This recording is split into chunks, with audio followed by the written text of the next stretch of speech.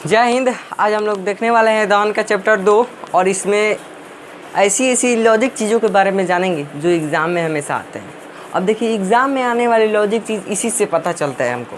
जब तक इस वीडियो को आप लोग अच्छे से देखिएगा नहीं, समझिएगा नहीं, तो पता चलेगा कि एग्ज़ाम में कौन सा क्वेश्चन आएगा, कौन सा ना आएगा। आप लोग हमेशा यही डिमांड करते हैं कि जो एग्ज़ाम में आए वही पढ़ाइए और नहीं।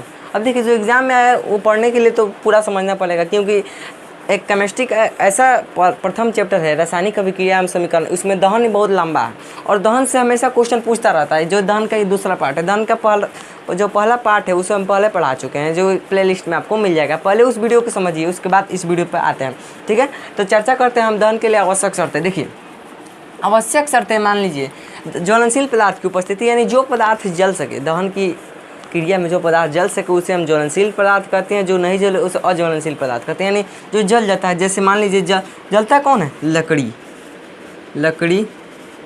ले लीजिए, प्लास्टिक ले लीजिए, लकड़ी ले लीजिए, प्लास्टिक ले लीजिए और जितने भी ये सभी वस्तुएं हैं वो जल सकती है। लकड़ी, प्लास्टिक, कागज़, कपड़ा, ये सभी जल जाएंगे क्योंकि ये सभी ज्वलनशील पदार्थ है। और जो नहीं जलेंगी, देखिए जैसे मिट्टी को लेकर मारा तरी सलाई, जल जाएगा, नहीं जलेगा। ईंटा ले लीजिए, ईंट में 2-4 गो लकड़ी घुसा दीजिए और मार दीजिए, लकड़ी जल जाएगा क्योंकि वो ज्वलनशील है, और ईंट नहीं जलेगा क्योंकि वो अज्वलनशील है। अज्वलनशील पदार्थ जलाने पर नहीं जलता, ये इसका पहचानने का तरीका है। अब ये समझ गई, हमारा क्वालिफाई हो गया कौन ज्वलनशील है। ज्वलनशील पदार्थ की उपस्थिति अनिवार्य है।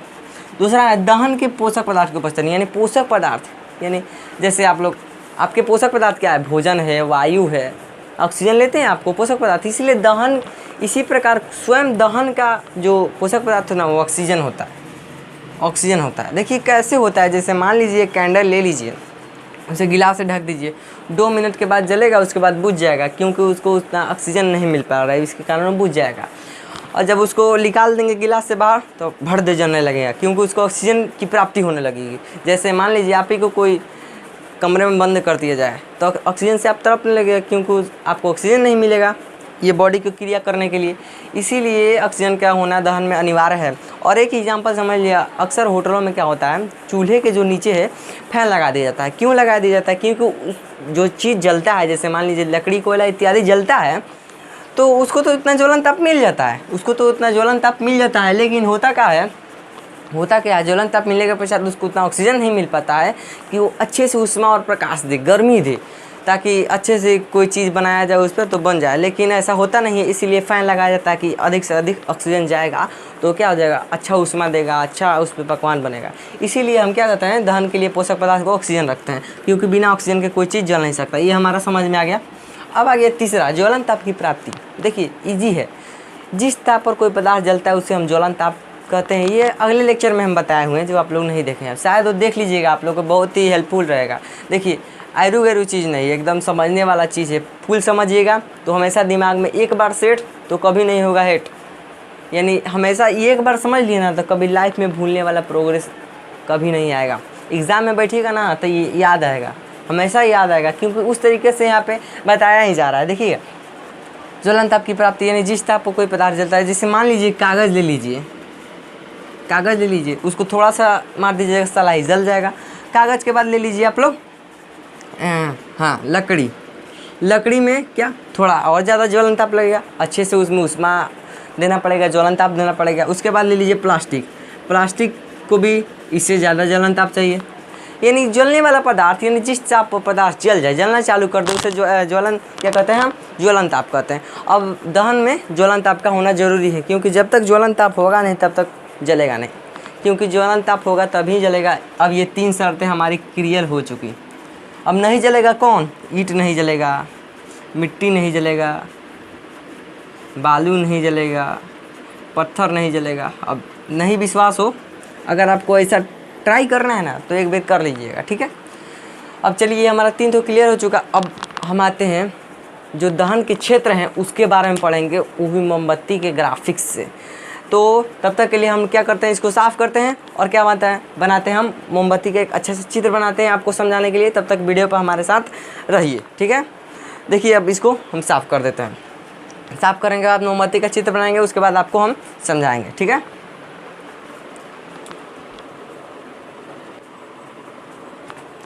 तो देखिए हम लोग आ चुके हैं, क्या बोले थे हम लोग, मोमबत्ती पर खेल खेलेंगे। देखिए मोमबत्ती बना चुके थे, स्वच्छ चित्र है, उसको उतार भी सकते हैं। देखिए बाबू, पढ़ने का तरीका वैसा होना चाहिए जिसमें उनको अच्छा लगे, मज़ा एकदम फीलिंग्स ऐसा हो कि हाँ पढ़ रहे हैं आज पढ़ रहे हैं। आज जैसे पढ़ने से पहले कुछ विचित्र चीज़ देख लीजिए, हंसी मजाक वाला, उसके बाद पढ़िए, देखिए माइंड में सेट हो जाएगा।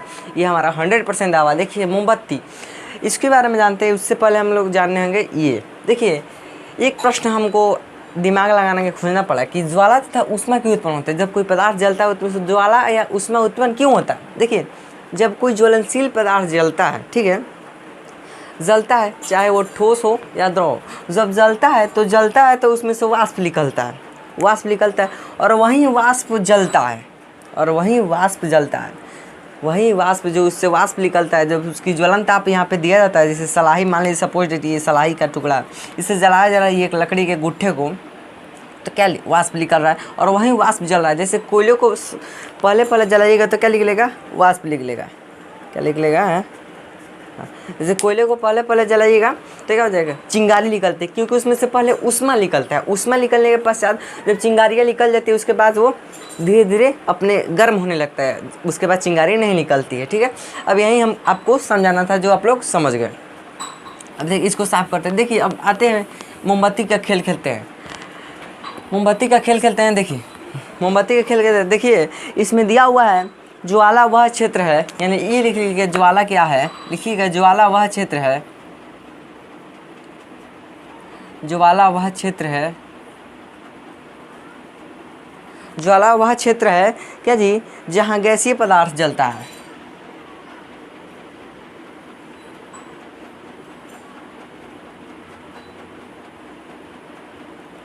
जहाँ गैसीय पदार्थ जलता है। दहन में ज्वाला तब उत्पन्न होती है जब दहनशील पदार्थ जलते हैं, जब दहनशील पदार्थ और दहन का पोषक पदार्थ दोनों गैसीय अवस्था में, यानी कब जलता है, जब दहनशील पदार्थ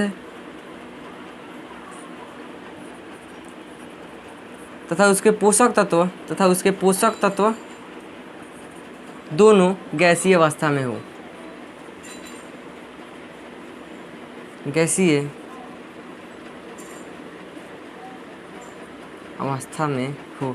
यानी देखिए ज्वाला वह क्षेत्र है जहाँ गैसीय पदार्थ जलता है, यानी गैसीय पदार्थ जलता है, और जब कब जलता है, जब दहनशील पदार्थ, ये वाला नोट कर लीजिएगा इतना लाइन, ठीक है, जब दहनशील पदार्थ तथा उसके पोषक तत्व अभी पढ़ाए हैं, जब उसके दहनशील पदार्थ तथा पोषक तत्व दोनों ही गैसीय अवस्था में हो। यही है लॉजिक बाबू, यही है एग्जाम में। क्या आखिर बताइए कि ज्वाला और प्रकाश क्यों उत्पन्न होता है, तो यही इतना लॉजिक आपका लिखना पड़ेगा, उसमें यही लॉजिक है। 100% एग्जाम वही ना बोलते हैं, वीडियो को पूरा देखिए तब समझ में आएगा। ठीक है, अब देखिए ज्वाला के 4 क्षेत्र होते हैं, अदीप्त क्षेत्र, दीप्त क्षेत्र, काला क्षेत्र, नीला क्षेत्र। एकदम मोमबत्ती के हिसाब से आपको बनाया है। देखिए बाबू, अदीप्त क्षेत्र, दीप्त क्षेत्र, काला क्षेत्र, नीला क्षेत्र। अब मोमबत्ती किसका बनाता है ये भी जान लीजिए, हाइड्रोकार्बन और मोम का मिश्रण होता है। मोमबत्ती किसका होता है, हाइड्रोकार्बन और मोम का मिश्रण, हाइड्रोकार्बन मोम का मिश्रण। दबा के लाइक और ठोक दीजिए, हाइड्रोकार्बन और मोम का मिश्रण होता है। ठीक है, अब उसके 4 क्षेत्र होते हैं, अदीप्त क्षेत्र, दीप्त क्षेत्र, काला क्षेत्र और नीला क्षेत्र। देखिए अब इन चारों के बारे में पढ़ते हैं। ठीक है, इसको साफ कर देते हैं। देखिए